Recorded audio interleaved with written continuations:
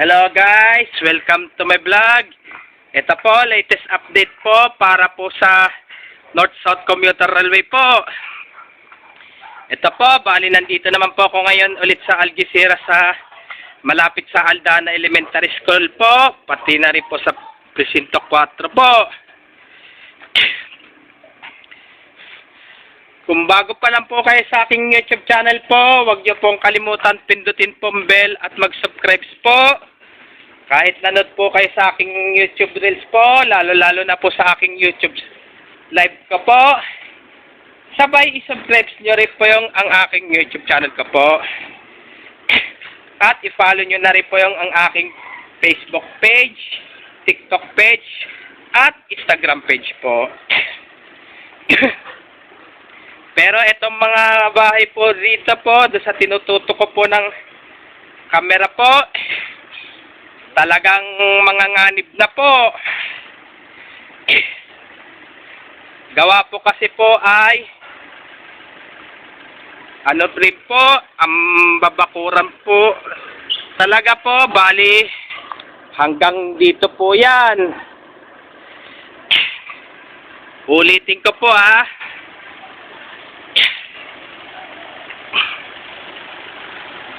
bali hanggang dito po yan ang babakuran po.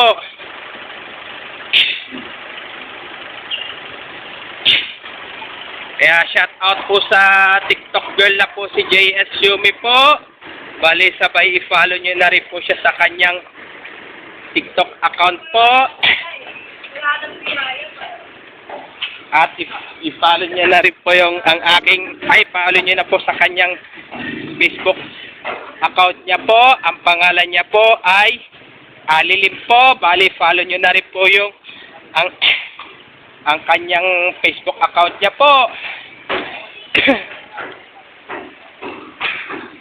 Ito kaya Presinto 4 po ay kumapekto ang kaya po.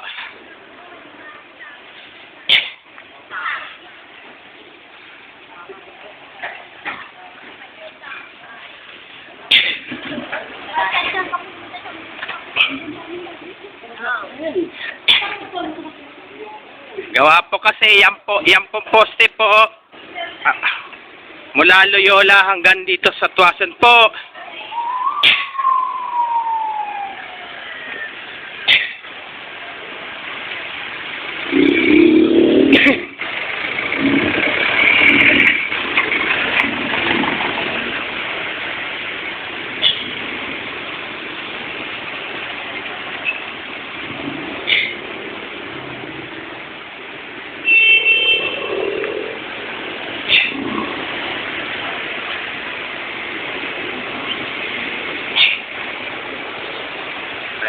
Pero ito, di pa po nag-ukay po kahit isa po. Gawa po kasi po ay ang dami pa rin po kasing mga nakatira po. Pero ilalagay naman po sila sa Nait Cavite po. Hanggang dito na lang po video ko po. Please, don't forget to comment, like, share, and subscribe po dito sa aking YouTube channel po. Thanks for watching. God bless all po.